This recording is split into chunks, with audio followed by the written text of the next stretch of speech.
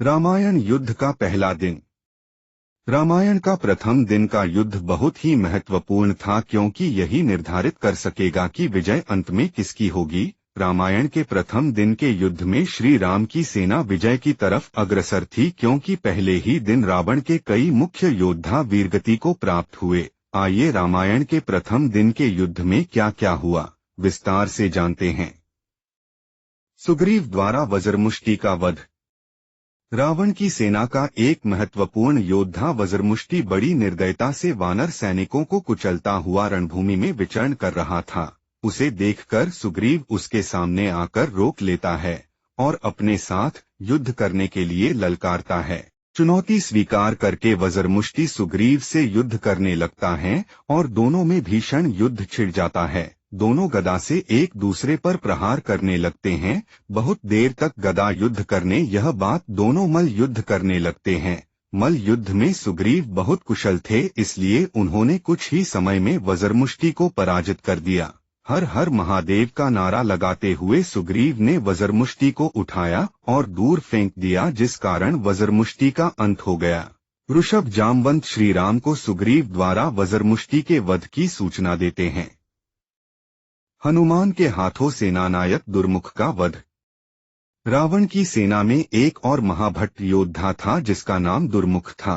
दुर्मुख पूर्णतया आसुरी शक्तियों से परिपूर्ण था और वह प्रथम दिन में रावण की सेना का सेनानायक भी था। अपनी आसुरी शक्तियों के दम पर वह साधारण वानर सैनिकों को मार रहा था, लेकिन बजरंगबली हनुमान उसे रोक लेते हैं। बोलते हैं कि सेनानायक तो वह, आज तुम्हारी मृत्यु मेरे हाथों से लिखी है। दुर्मुख भी हनुमान को देखते ही पहचान जाता है कि यह वही महाबली हनुमान है जिसने लंका को जलाकर भस्म कर दिया था। उन दोनों में भी भयंकर युद्ध छिड़ जाता है। दोनों कभी गदा से प्रहार करते तो कभी मल्ल युद्ध करने लगते हैं काफी समय तक। युद्ध के पश्चात असुर दुर्मुख को बजरंगबली के असीमित शक्तियों का एहसास होने लग जाता है, लेकिन वह चाहकर भी पीछे नहीं हट पाता।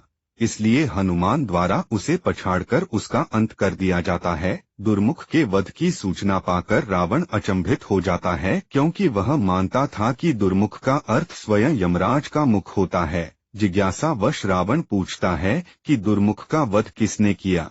रावण का मुख्य गुप्तचर सुक उसे बताता है कि दुर्मुख का वध करने वाला कोई और नहीं, लंका जलाने वाला तथा अक्षय कुमार का हंता पवन पुत्र महाबली हनुमान है। सुग्रीव दुर्मुख के अंत की सूचना श्री राम को देते हैं। लक्ष्मण के द्वारा रावण पुत्र प्रहस्त का वध। रावण का छोटा पुत्र प्रहस्त भी पहले दिन युद्ध करने के लिए रणभूमि में आता है। प्रहस्त धनुर्विद्या में निपुण था तथा अपने मायावी तीरों से वानर सैनिकों का संहार कर रहा था। उसे देखकर लक्ष्मण जी को लगा कि शायद रावण खुद आ गया है, लेकिन विभीषण ने उनको बताया कि यह रावण नहीं बल्कि रावण का पुत्र प्रहस्त है। ये बड़ा ही मायावी तथा विकट योद्धा है। इससे युद्ध करना साधारण सैनिकों के बस की बात नहीं है।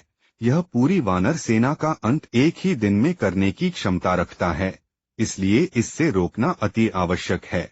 विभीषण से प्रहस्त के पराक्रम की बात सुनकर लक्ष्मण जी कहते हैं, ठीक है, तो रावण के पुत्र के अहंकार को तोड़ने के लिए मैं स्वयं जाता हूँ। लक्ष्मण जाकर प्रहस्त को युद्ध के लिए ललकारते हैं। दोनों वीर कुमार में बाणों की जंग छिड़ जाती है। लक्ष्मण से युद्ध करते समय प्रहस्त ने एक मायावी बाण दूसरी तरफ वानर सैनिकों पर चला दिया जिससे सैकड़ों वानर सैनिक मर गए। यह देखकर लक्ष्मण जी को रावण पुत्र प्रहस्त पर बहुत अधिक क्रोध आता है। तुम जीवित रहने के लायक नहीं हो, यह कहकर लक्ष्मण एक प्राणघातक बाण उस पर चला देते हैं। बाण लगते ही रावण पुत्र प्रहस्त वही ढेर हो जाता है।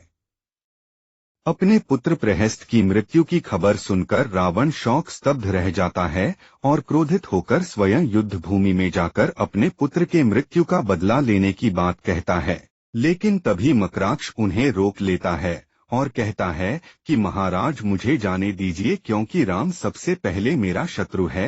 राम ने मेरे पिता खर का पंचवटी में वध किया था, इसीलिए सबसे पहले मुझे अधिकार है कि मैं राम से युद्ध करके उसका मस्तक काट कर अपनी माता के लिए लाऊं। इसलिए महाराज रावण, मुझे आज्ञा दीजिए कि मैं रणभूमि में जाकर राम से युद्ध करके उसका मस्तक काट कर अपनी माता के चरणों में डाल दूं।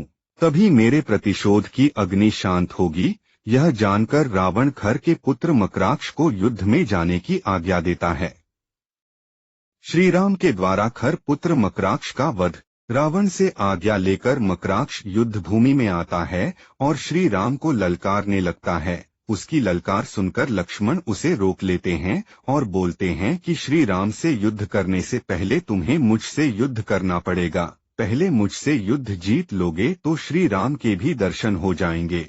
तब मकराक्ष कहता है कि लक्ष्मण, मैं तुमसे नहीं बल्कि तुम्हारे भाई और मेरे पिता के हत्यारे राम से युद्ध करना चाहता हूँ। मैंने अपनी माता को वचन दिया है कि मैं युद्ध में राम का सर काटकर उनको सौंप दूंगा तथा उसके खोपड़ी में जल भरकर अपने पिता का दर्पण करूंगा। तभी मेरे मृत पिता खर की आत्मा को शांति मिलेगी। उसके ऐसी बातें सुनकर लक्ष्मण, अंगद आदि उसका उपहास उड़ाने लगते हैं, लेकिन तभी श्री राम ने उन्हें रोक देते हैं, यह कहकर कि किसी के भी संकल्प का उपहास करना अच्छी बात नहीं है।